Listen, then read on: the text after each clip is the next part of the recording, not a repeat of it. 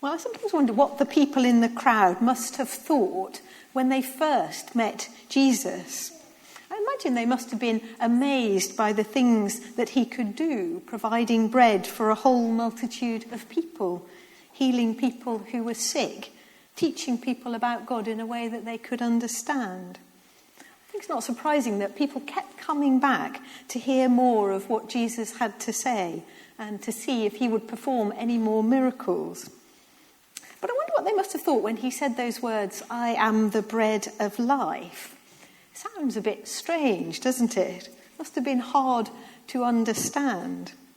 And then he tells the people, "Whoever comes to me will never go hungry. Whoever believes in me will never be thirsty."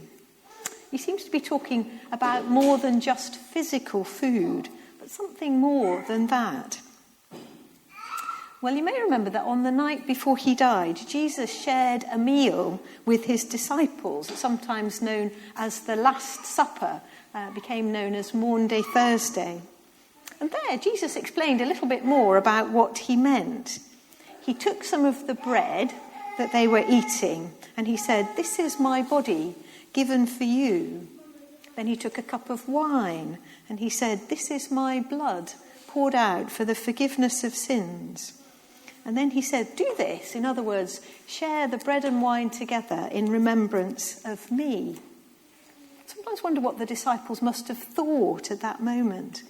Maybe they began to realise that he was about to give up his life for the sake of the world.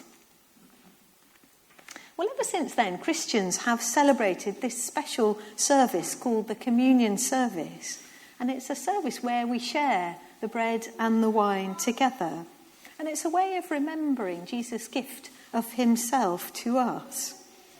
It's a way of helping us to understand what he meant when he said, "I am the bread of life." When we receive the bread and the wine, we come close to Jesus in a very special way.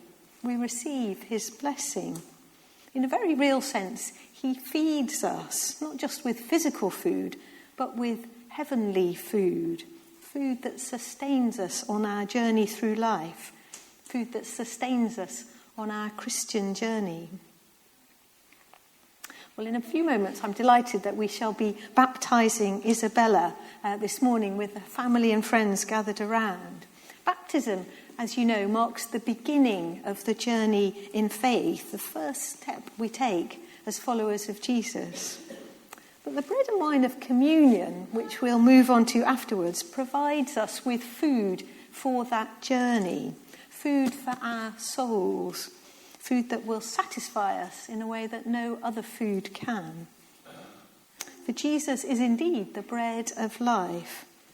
And when we come to him, we find that all our hungers are satisfied in him.